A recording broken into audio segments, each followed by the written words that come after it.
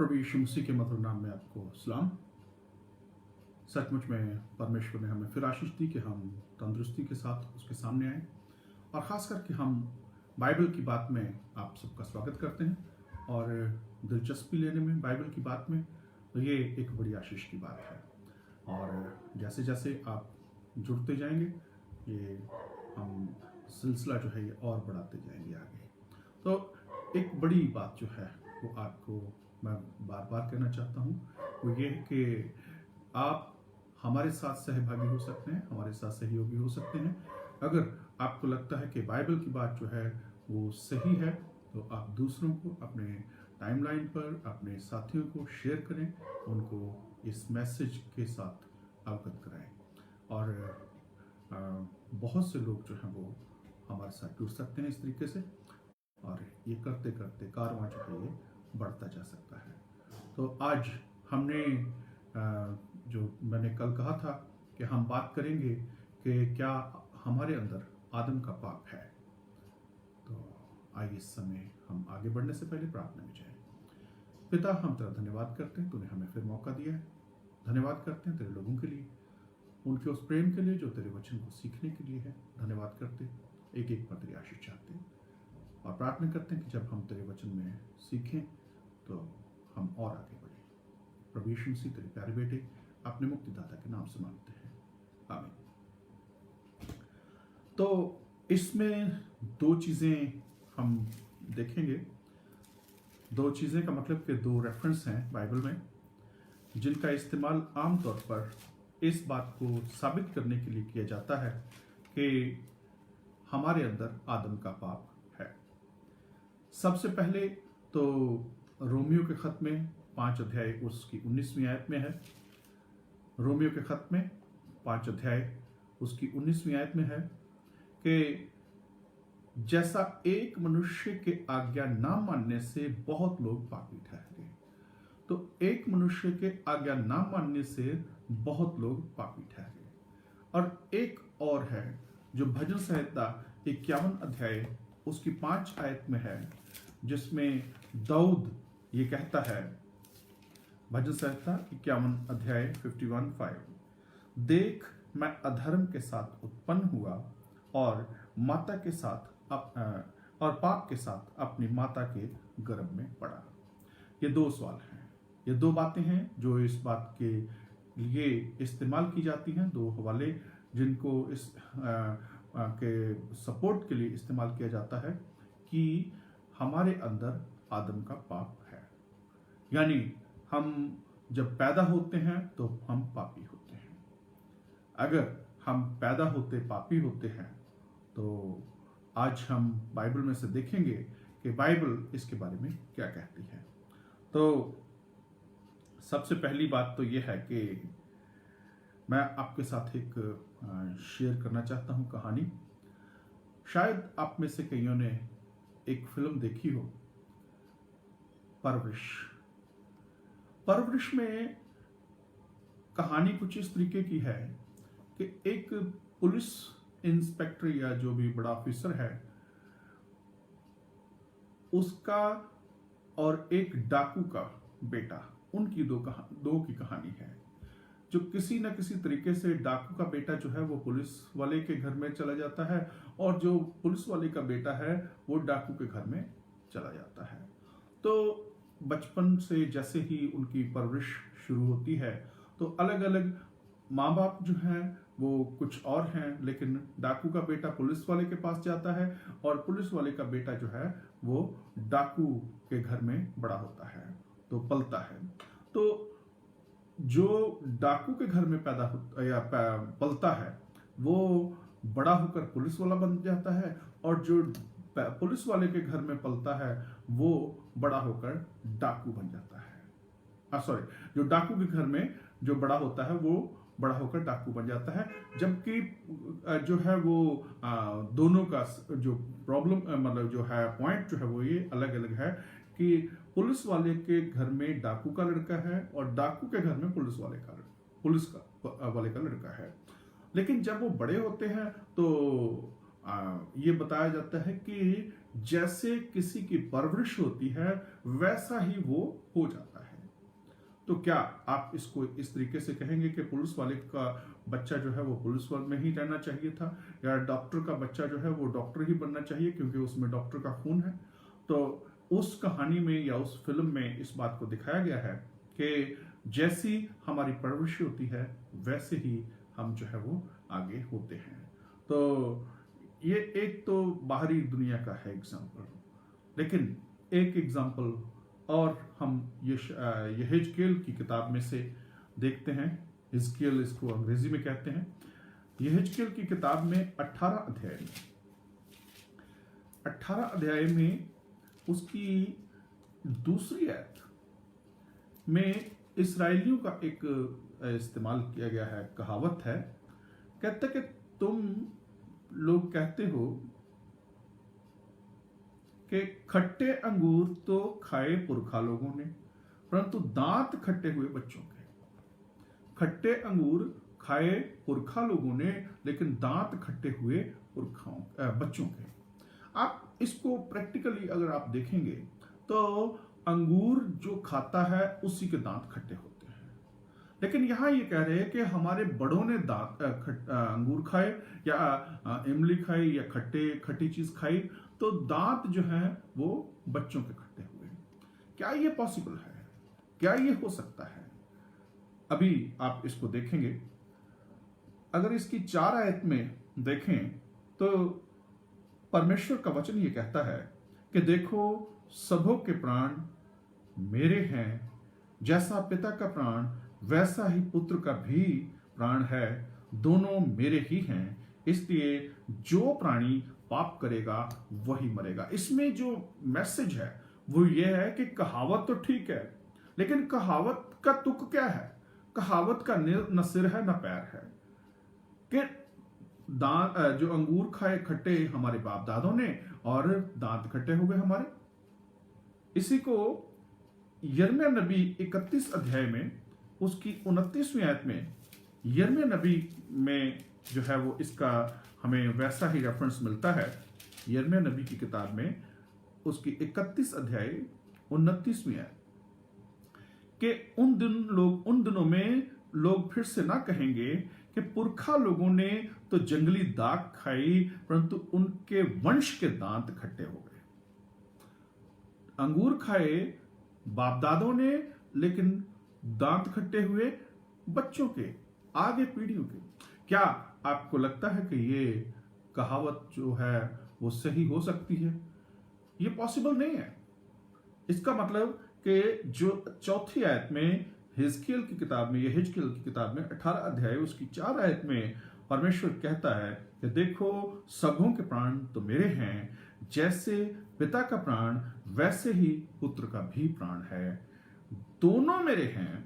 इसलिए आप गौर करें कि जिसने अंगूर खट्टे खाए उसी के दांत खट्टे होंगे। जो अंगूर खट्टे खाता है उसी के दांत खट्टे होते हैं, यानी जो प्राणी पाप करेगा वही मरेगा। 18 की 20 में अगर आप गौर करें तो वहां पर लिखा है कि जो प्राणी पाप करे वही मरेगा।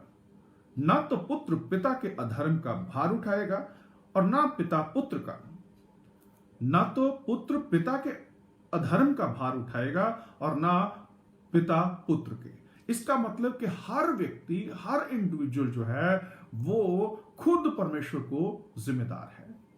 जब आप कुरिन्थियों के खत में, दूसरा कुरिन्थियों उसकी 10 अध्याय में पढ़ते हैं तो वहां पर पौलुस प्रेरित कहता है कि हम सबको मसीह के न्याय सिंहासन के सामने अपने अपने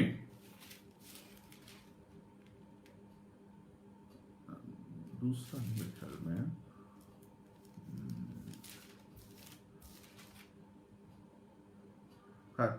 इसको आप गौर करें कि अभी मेरे ध्यान में नहीं आ रहा।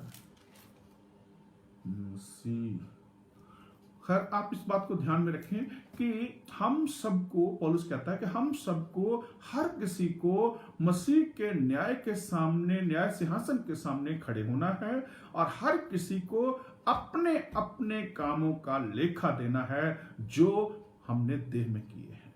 यानी अगर मैं परमेश्वर के न्याय के सिंहासन के सामने हूं, तो मुझे ये नहीं बताना पड़ेगा कि मेरे पिता ने क्या किया। मुझे ये बताने की जरूरत नहीं है कि मेरे बच्चों ने क्या किया, या मेरे बच्चे जो हैं वो अपने कामों के लिए जिम्मेदार हैं। परमेश्वर के सामने मैं अपने कामों के लिए जिम्मेदार हूं, आप अपने कामों के लिए जिम्मेदार हैं, मेरे पिता जो हैं वो अपने कामों के लिए जिम्मेदार हैं। तो इसका मतलब यह हुआ कि कोई भी व्यक्ति वो निजी तौर पर परमेश्वर के सामने जिम्मेदार है, ना कि ये कि भाई कोई कहे कि भाई दांत जो अंगूर खाए बड़ों ने और दांत खट्टे हुए बच्चों के। ये पॉसिबल नहीं है, ये संभव नहीं है। तो इसमें एक तो हमें बात समझ में आती है, वो ये है कि जो प्राणी पाप करेगा वही मरेगा।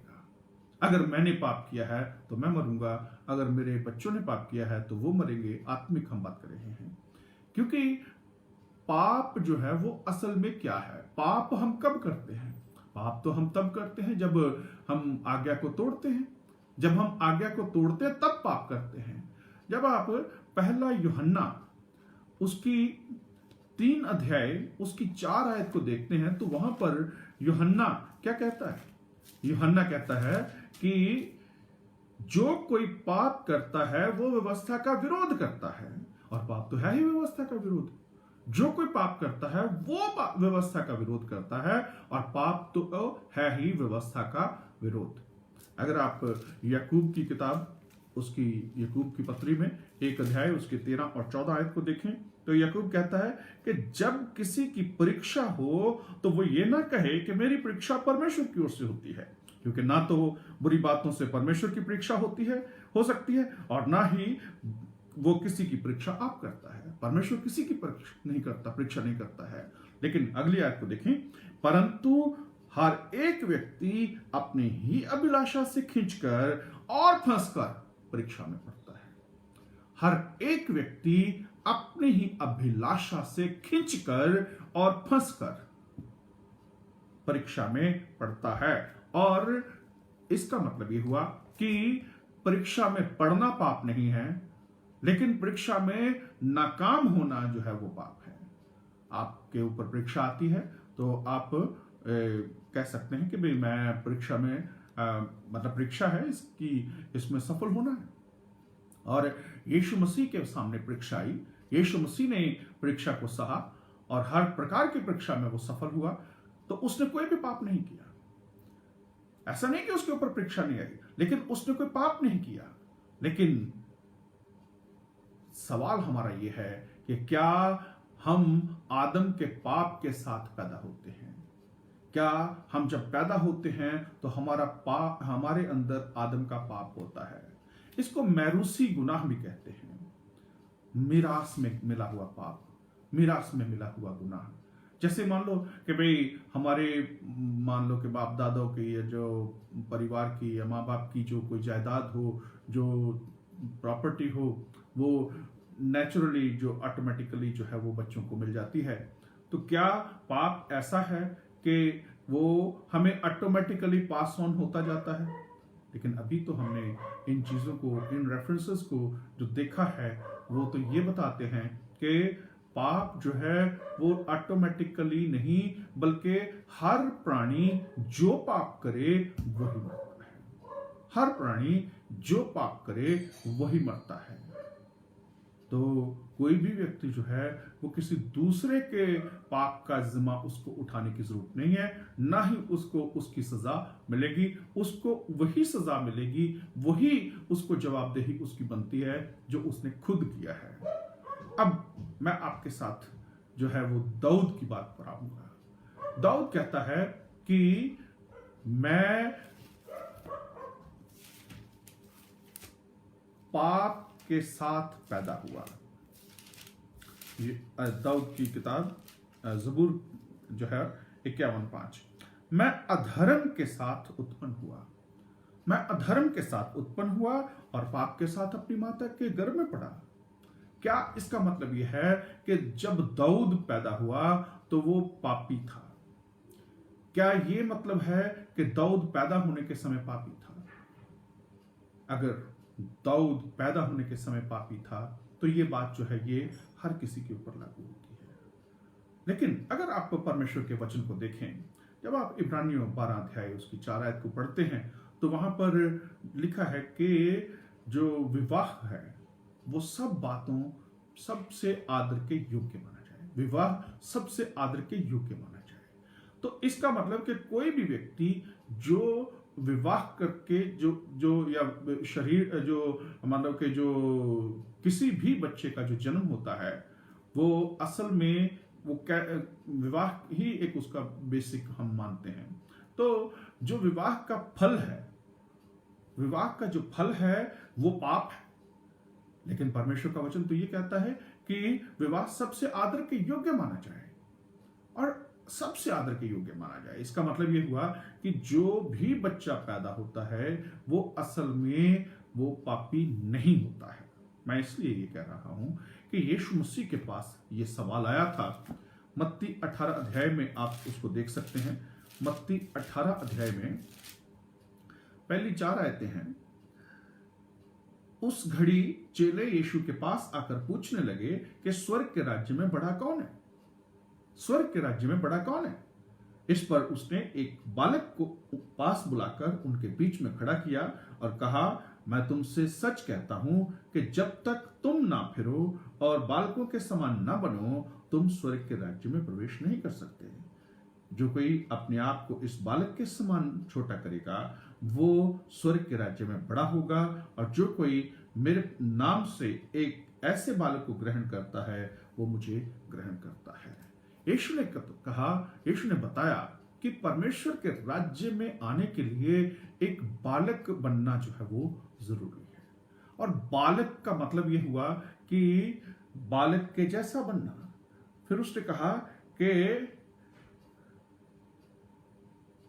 मैं तुमसे सच कहता हूं कि जब तक तुम ना फिरो और बालकों के समान ना बनो, बालकों के समान ना बनो। फिर और रेफरेंसेस आप देख सकते हैं कि उसने कहा कि बालकों को मना ना करो क्योंकि स्वर्ग का राज्य ऐसों ही का है, ऐसों ही का है। यानी जो बच्चे हैं क्या वो पापी हैं, या बच्चे जो हैं उनको हम कैसे देख सकते हैं परमेश्वर की नजर में?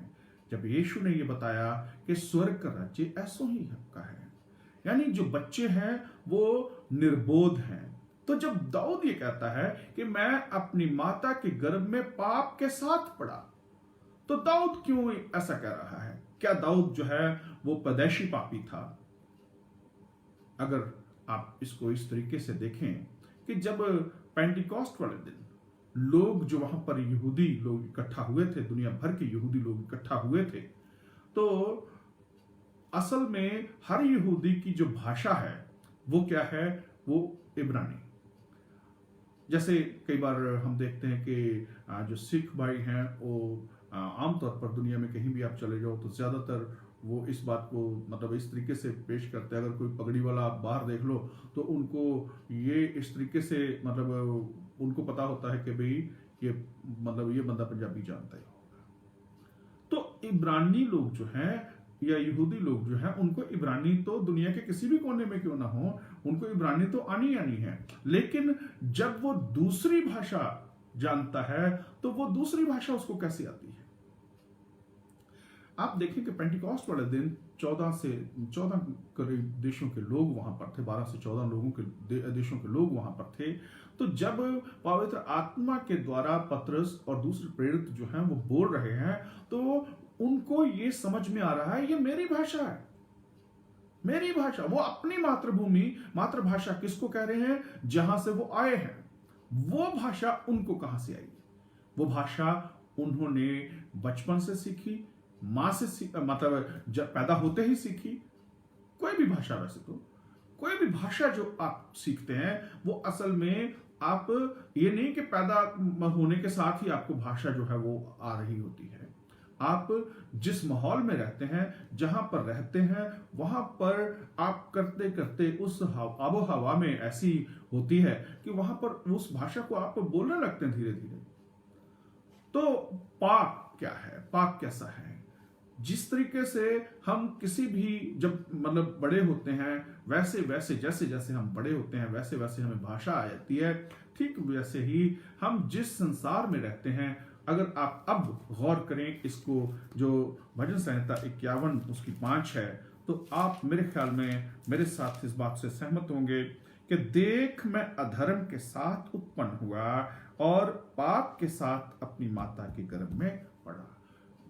मतलब ये नहीं कि मैं पाप में अपनी माता के गर्भ में पड़ा या अधर्म में पैदा हुआ, वो अधर्म में नहीं है। या दाऊद जो है वो ना तो अधर्मी है और ना अधर्म में पैदा हुआ, यानी उसकी माता और पिता का जो संपर्क है या मेल है वो पाप नहीं है, और जो उसका प्रोडक्ट है वो पाप नहीं है।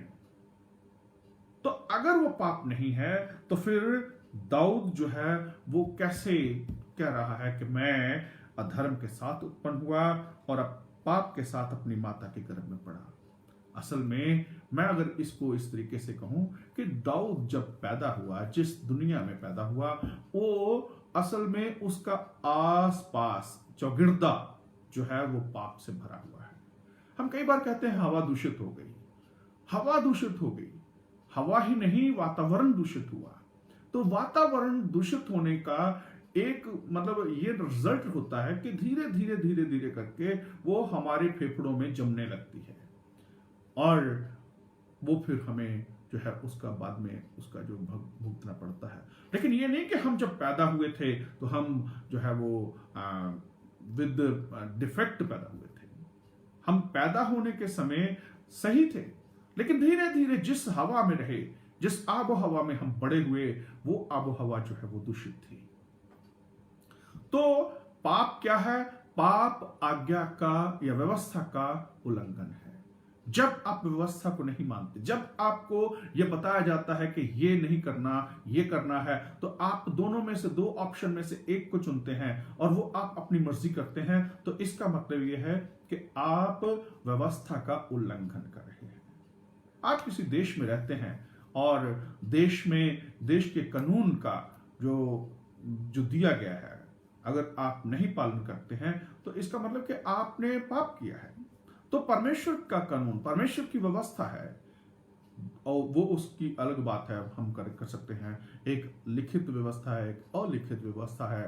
वो किसी भी समाज में, आप किसी भी उसमें चले जाओ तो हर समाज में इस बात को माना जाता है कि सही या गलत की पहचान जो है वो धीरे धीरे बच्चों को जो है वो हो जाती है। और जब वो सही की जगह गलत करना चुनते हैं तो इसका मतलब कि उन्होंने पाप किया है। तो यही पाप है। दाऊद कहता है कि मैं तो अधर्म के साथ उत्पन्न हुआ और पाप के साथ अपनी माता के गर्भ में पड़ा। मतलब मैं जब मां के गर्भ में पड़ा तब भी मेरे आसपास पाप था, और जब मैं अपनी मां के गर्भ से बाहर निकला तब भी मेरे आसपास पाप था। तो ये नहीं कि मैं पाप जो है वो मतलब पाप लेकर पैदा हुआ, पाप बाहर था।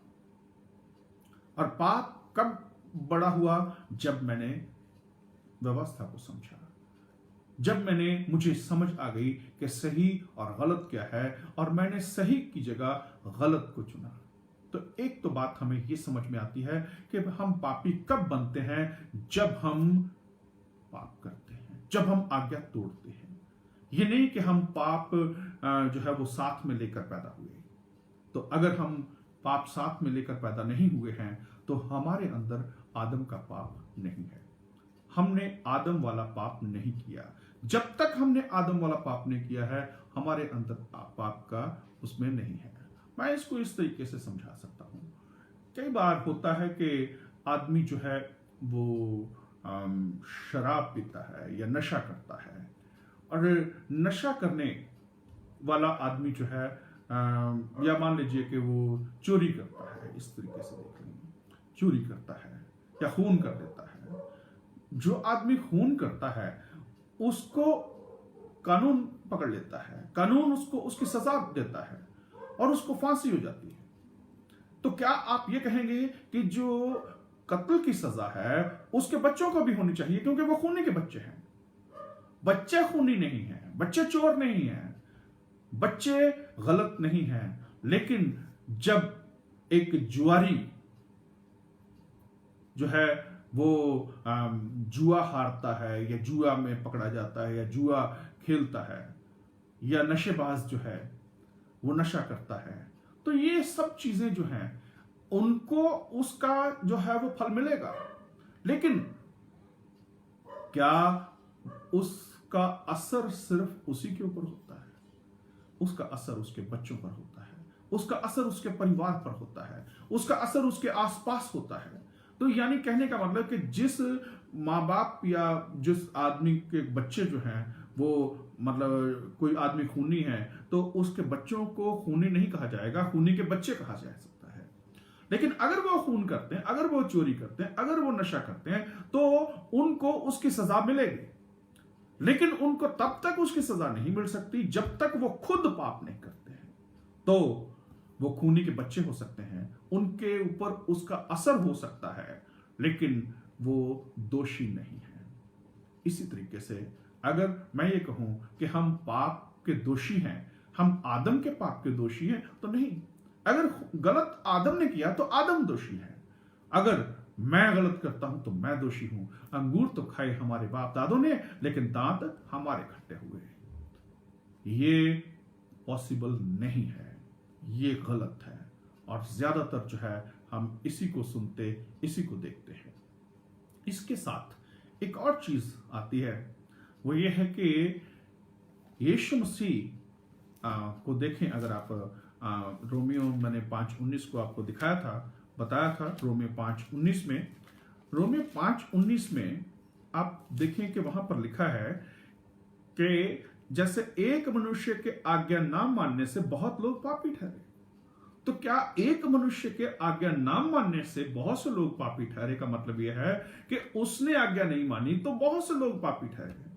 तो फिर इसका मतलब यह भी होना चाहिए कि वैसे ही एक मनुष्य के आज्ञा मानने से बहुत लोग धर्मी ठहरे। एक के आज्ञा ना मानने से बहुत से लोग जैसे पापी ठहरे, वैसे ही एक के आज्ञा मानने से बहुत से लोग धर्मी ठहरे। क्या आप मानते हैं कि यीशु के क्रूस पर मरने से या क्रूस पर मार खाने से सब लोग धर्मी ठहरे? हाँ, मैं मानता हूं कि बाइबल बताती है कि परमेश्वर ने जगत से ऐसा प्रेम रखा कि उसने अपना इकलौता पुत्र दे दिया। लेकिन बात यहीं खत्म नहीं होती है, बात आगे की है कि जो कोई विश्वास करे, जो कोई उस पर विश्वास करे, वो नाश ना हो बल्कि अनंत जीवन पाए। तो जब वहां पर कंडीशन है, तो कंडीशन यही है कि जो विश्वास करेगा वही अनंत जीवन की जो उसको प्रतिज्ञा है, दूसरे के साथ नहीं है। हालांकि यीशु सबके लिए मरा, यीशु ने किसी के लिए भेदभाव नहीं रखा है, उसने सबके लिए अपनी जान दी। तो यीशु की मौत जो है उसका फायदा किसको मिलता है? उसको जो उसको निजी तौर पर स्वीकार करता है। अगर वो जो निजी तौर पर स्वीकार करता है उसको फायदा उसका मिलता है, तो फिर आप कैसे इस बात को वहां पर क्यों नहीं? क्योंकि उसी आयत में ही है कि एक आदमी के कारण जो है वो आज्ञा ना मानने के कारण बहुत से लोग पापी ठहरे। तो बहुत से लोग पापी ठहरे का मतलब कि उनको उनके ऊपर प्रभावित तो होगा। जैसे दाऊद कहता है कि मैं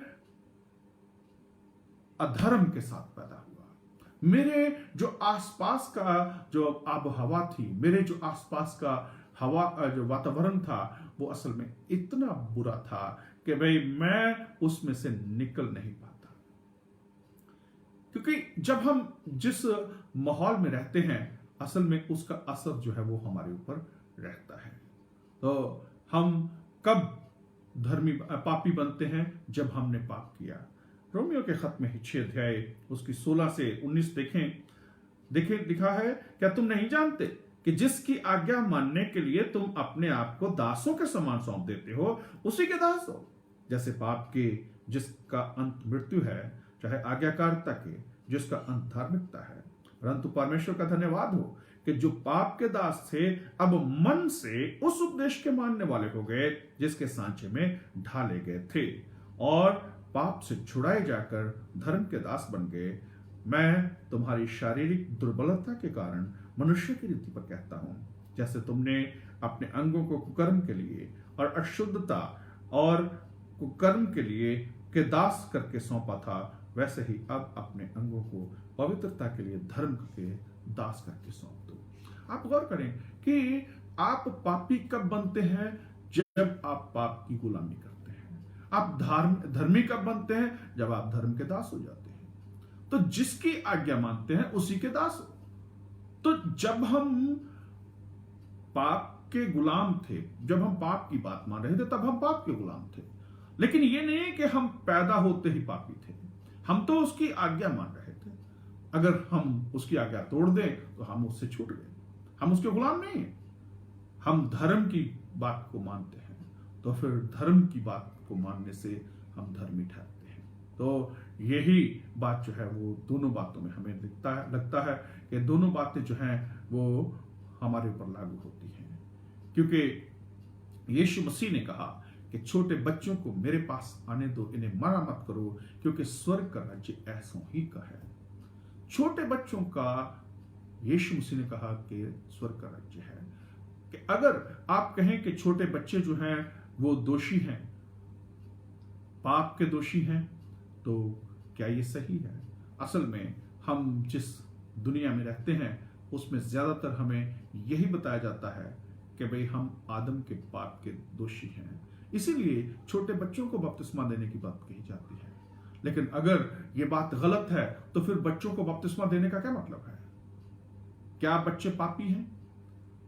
यीशु मसीह कहता है कि बच्चे पापी नहीं हैं। दाऊद कहता है कि भी ठीक है कि मैं अधर्म के साथ पैदा हुआ, लेकिन अधर्म में नहीं हुआ या अधर्म में से पैदा नहीं हुआ। जो वो प्रोडक्ट है वो अधर्म का नहीं है, अधर्म उसके आसपास है, पाप उसके चौगिर्दे में है, और वो चौगिर्दा ऐसा है कि वो उससे भाग कर जा नहीं सकता कहीं। हम जब इस दुनिया में रहते हैं तो हमारे आसपास पाप रहता है। हम जैसे कैन को परमेश्वर ने कहा कि देख पाप तो दरवाजे पर खड़ा है, हम बाहर निकलते हैं तो पाप हमें जो है वो दबोच लेता है। तो ये बात जो है ये एक आदमी के ऊपर नहीं बल्कि हर व्यक्ति के ऊपर लागू होती है। क्या यीशु मसीह पापी पैदा हुआ था? अगर ये बात हो कि हर आदमी, हर शख्स जो पैदा होता है वो आदम के पाप के साथ पैदा होता है, तो फिर यीशु मसीह भी पापी पैदा हुआ। लेकिन ये सच नहीं है। यीशु मसीह धर्मी है, यीशु मसीह सच्चा है, यीशु मसीह निष्कलंक है, उसके ऊपर किसी भी प्रकार का दोष नहीं है, किसी भी प्रकार का उसके ऊपर आरोप नहीं है कि वो पापी है। तो इसका मतलब ये हुआ कि कोई भी व्यक्ति जो पैदा होता है वो पैदा होते जो है वो पापी नहीं होता है। एक हमें ये बताया जाता है कि जब मरियम जो है, जब तक यीशु का जन्म नहीं हुआ तब तक वो पापी नहीं थी। लेकिन बच्चों को बपतिस्मा इसलिए दी जाता है कि वो पापी है, वो स्वर्ग में जाने के लिए, उनके लिए रास्ता जो है वो तैयार करने के लिए, कि कहीं ये ना हो कि वो बिना बपतिस्मे के मर जाए। असल में मरियम यीशु मसीह के जन्म तक, आप अगर कहें कि पापी नहीं थी या आदम का पाप उसमें नहीं था, तो ये गलत बात है। क्योंकि मरियम को खास करके चुना तो गया, लेकिन वो भी आम इंसानों की तरह है, वो दूसरे लोगों की तरह है। लेकिन परमेश्वर के अनुग्रह की दृष्टि जो है, जैसे नूह के ऊपर हुई या दूसरे लोगों के ऊपर हुई, तो परमेश्वर ने मरियम को चुना। मरियम को चुनने के कारण मैंने जैसे पहले इस बात को कहा है कि भाई हम सब जो हैं, जो पाप करता है वही दोषी है, वही अपराधी है। ना मुझे अपने माता पिता के पापों का जो है जवाब देना पड़ेगा, ना उन्हें मेरे पापों का, ना मुझे अपने बच्चों के पापों का जवाब देना पड़ेगा, क्योंकि हर प्राणी अपने पाप का ही जो है वो जवाबदेह है। दूसरा ग्रंथियों 5 अध्याय में मैं आपको बता रहा था, मेरे ध्यान में आ गया, 5:10 में कहा गया है कि अवश्य है कि हम सब का हाल मसीह के न्याय आसन के सामने खुल जाए कि हर एक व्यक्ति अपने अपने भले बुरे कामों का बदला जो उसने देह के द्वारा किए हैं वो पाए। जो हमने देह में किया है उसका जवाब हमें देना पड़ेगा, ना कि उसका जो हमने किया नहीं। अंगूर तो बाप दादों ने खाए, लेकिन दांत हमारे खट्टे हुए। रोमियो में 14 की 12 आयत में आप देख सकते हैं कि वहां पर लिखा है कि हम में से हर एक परमेश्वर को अपना अपना लेखा देगा। हम में से हर एक अपना अपना परमेश्वर को लेखा देने वाला है। ये नहीं है कि आप अपने माता पिता का लेखा देंगे, आप आदम का लेखा देंगे। तो अगर हम अपने माता पिता का लेखा नहीं देंगे, हम अपने बड़ों का लेखा नहीं देंगे, तो हम किसका लेखा देंगे? हम अपना लेखा देंगे। लेकिन हम पापी कब ठहरे? हम तो पापी तब ठहरे जब हमने व्यवस्था को तोड़ा। पाप तो व्यवस्था का उल्लंघन है। अगर हमने व्यवस्था को नहीं तोड़ा है तो हम पापी नहीं हैं। इसका मतलब कि अगर मैं छोटा बच्चा हूं तो मैंने व्यवस्था को तोड़ा नहीं है, इसलिए मैं पापी नहीं हूं, इसलिए मुझे उद्धार की जरूरत नहीं है और बचाए जाने की जरूरत नहीं है, इसलिए मुझे बपतिस्मा की भी जरूरत नहीं है। अगर मुझे कोई बपतिस्मा देता है छोटे बच्चे के रूप में, तो वो बपतिस्मा नहीं है। इस पर हम आगे बात करेंगे। परमेश्वर ने चाहा तो हम जल्द इन विषयों को छेड़ेंगे, लेकिन अभी के लिए यही है कि क्या यीशु मसीह में आदम का पाप था? अगर यीशु मसीह में आदम का पाप नहीं था तो फिर मरियम में भी नहीं था और फिर मुझ में भी नहीं है। हम पापी तब ठहरते हैं जब हम खुद पाप करते हैं। जैसे रोमियो 6 में कहा गया है कि जब हम धार्मिकता के लिए आज्ञा मानते हैं, धार्मिकता के लिए परमेश्वर की बात को मानते हैं, तो हम धर्म के दास बन जाते हैं। वैसे ही जैसे हम पाप की आज्ञाकारिता मानते हैं तो हम पाप के दास होते हैं। Thank you. आइए दुआ में जाएं। पिता, हम तेरा धन्यवाद करते हैं, तूने हमें फिर आशीष दी। फिर धन्यवाद करते तेरे लोगों के लिए और सेहत तंदुरुस्ती के लिए, परिवार की शांति के लिए, और खास करके तेरे बेटे यीशु की पहचान के लिए हम दुआ करते हैं कि ज्यादा से ज्यादा लोग तुझसे आशीष को प्राप्त करें। जिन्होंने इस समय हमारे साथ संगति की, दुआ करते हैं कि वो अपने अजीज रिश्तेदारों को, अपने जानकारों को इस वचन को शेयर करें और ज्यादा से ज्यादा लोगों के लिए आशीष का कारण हो। रात के लिए अपने आप को तेरे हाथों में देते हैं। प्रभु यीशु मसीह अपने मुक्तिदाता के नाम से मांगते हैं, आमीन। Thank you, God bless you. कल हम 8 बजे फिर शाम को मिलेंगे, लॉर्ड विलिंग। और एक चीज़ है कि अगर आप बाइबल कोर्स में इंटरेस्टेड हैं तो आप ज़रूर अपना बता सकते हैं। हम बाइबल कोर्स भी भेज सकते हैं डाक के द्वारा। और अगर आप कुछ किसी खास विषय पर आप बात करना चाहते हैं या पूछना चाहते हैं तो आप अपना सवाल हमें बता सकते हैं। Thank you. Good night.